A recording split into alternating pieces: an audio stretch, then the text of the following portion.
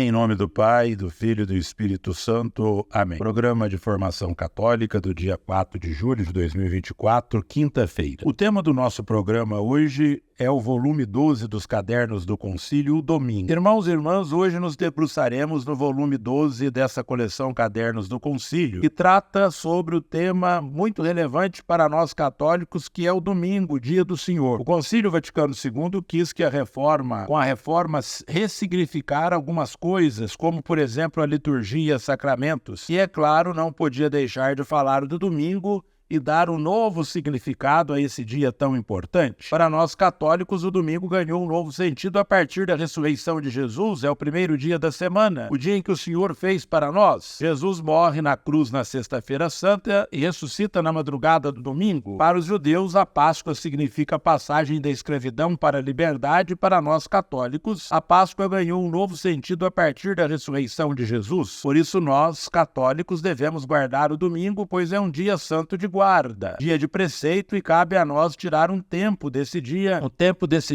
tão importante em que nós recordamos a ressurreição do Cristo. O domingo é o dia de participar da Santa Missa, além de ser, é claro, um dia de descanso, e para estar com a família é o dia de cumprir o preceito dominical, rezar em família. Para nós católicos, todo domingo é Páscoa, dia em que recordamos a ressurreição de Jesus. O calendário do ano litúrgico da Igreja gira em torno do domingo da Páscoa, ou seja, a Páscoa é o centro do calendário litúrgico. A Páscoa é a festa mais importante do nosso calendário, não tirando a importância das outras. Ao longo do ano litúrgico temos o tempo do Advento, Natal, Quaresma, Páscoa, e o tempo comum, além da memória e festas dos santos. Mas tudo gira em torno do centro do calendário, que é a Páscoa. O ano litúrgico tem o seu início no primeiro domingo do Advento e termina na festa de Cristo Rei. O domingo, portanto, é a nossa Páscoa semanal e o dia de renovar a nossa fé e o nosso compromisso de batizado. Ao participar da missa todos os domingos, estaremos praticando e alimentando a nossa fé. Quando algumas vezes nos perguntam a nossa religião, alguns respondem: católico praticante ou não praticante? Essa resposta é um pouco vaga, pois ou se vive a fé ou não se vive. É claro que praticar a fé católica é muito mais do que só ir à missa, mas participar, sobretudo, da missa dominical é um meio de praticar a fé. Quando, ao final da missa, o sacerdote diz: "Ide em paz e o Senhor vos acompanhe", termina a missa, mas inicia a nossa missão. Somos chamados a anunciar o Evangelho aos outros, servir o próximo, visitar os doentes e ajudar os necessitados. Tudo são formas de praticar a fé. Tudo deve começar a partir da participação na Santa Missa Dominical. Ela nos ajuda a partilhar a nossa fé com os outros. É preciso resgatar nos dias de hoje a importância do domingo, e que todos os católicos o vejam como um dia sagrado e consagrado ao Senhor. Infelizmente, as nossas paróquias não ficam cheias nas celebrações dominicais, pois muitos católicos que vivem no entorno da paróquia não dão a verdadeira importância para o domingo, ou ainda em um lar com 4 pessoas,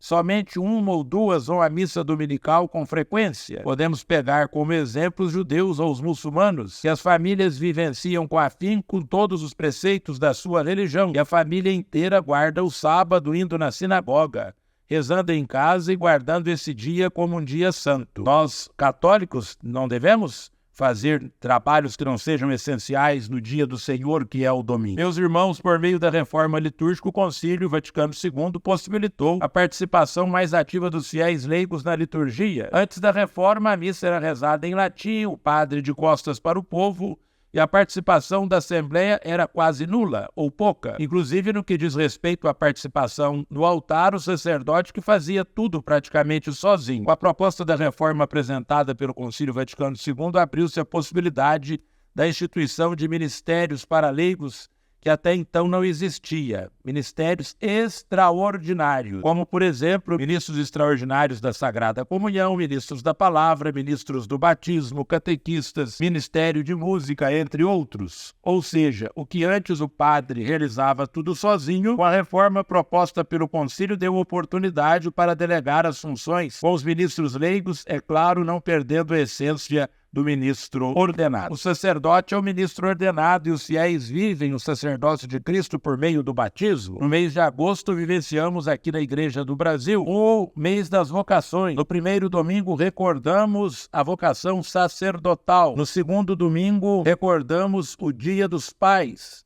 No terceiro domingo, recordamos os religiosos e religiosas e depois recordamos a vocação dos fiéis leigos e catequistas. A Igreja celebra num único mês todas essas vocações, pois todos, inclusive o padre, pertencem ao sacerdócio comum de todos os fiéis que advêm do batismo. Cada um de nós, assim, é chamado a uma vocação específica e todos nós podemos cooperar na evangelização anunciando o reino de Deus. Portanto, meus irmãos, a participação ativa de cada fiel na liturgia advém da participação na missa dominical. É através da participação ativa na missa do domingo que o padre vai perceber a participação e chamar para algum ministério extraordinário ou algum serviço na comunidade. Ao participar de um ministério ou serviço na comunidade, viveremos o nosso domingo. Que Deus e a Virgem Santíssima, Senhora da Esperança, nos ajudem neste caminho e sejamos de fato católicos praticantes que vivam a fé. Rendamos graças a Deus pelo Concílio Vaticano II, pela abertura que cada fiel tem de exercer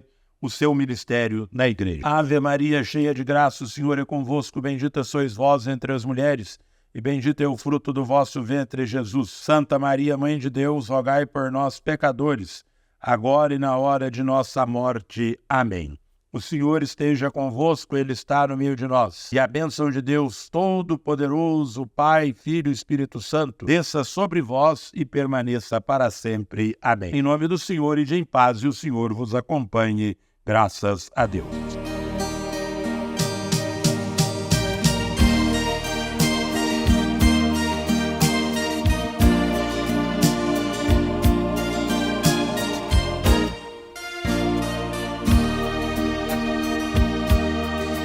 Que nenhuma família comece em qualquer de repente. Que nenhuma família termine por falta de amor. Que o casal seja um para o outro de corpo e de mente. E que nada no mundo separe um casal sonhador. Que nenhuma família se abrigue debaixo da ponte. Que ninguém interfira no lar e na vida dos dois. Que ninguém os obrigue a viver sem nenhum horizonte. Que eles vivam do ontem no hoje em função de um depois. Que a família comece e termine sabendo onde vai. E que o homem carregue nos ombros a graça de um pai. Que a mulher seja um céu de ternura, aconchego e calor. E que os filhos conheçam a força que brota do amor. Abençoa, Senhor, as famílias, amém. Abençoa, Senhor, a minha também. Abençoa, Senhor, as famílias, amém. Abençoa, Senhor, a minha também.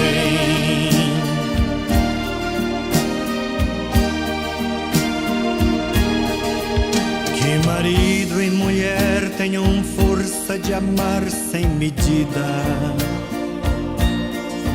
Que ninguém vá dormir sem pedir ou sem dar seu perdão.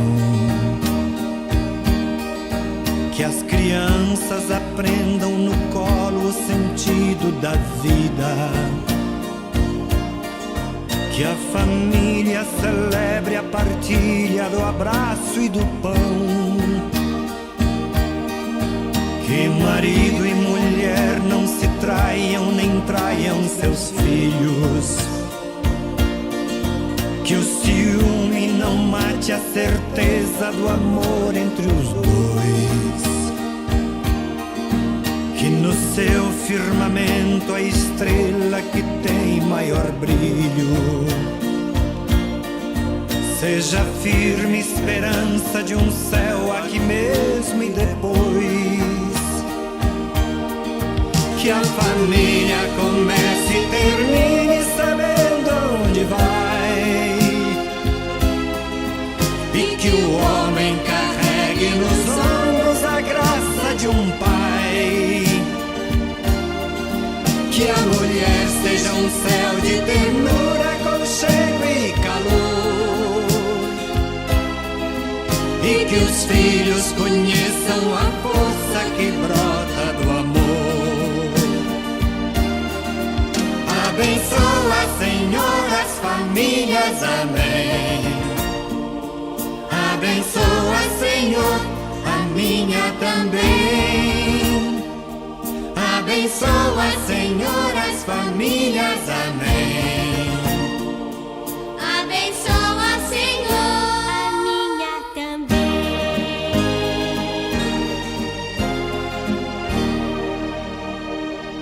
Abençoa, Senhor.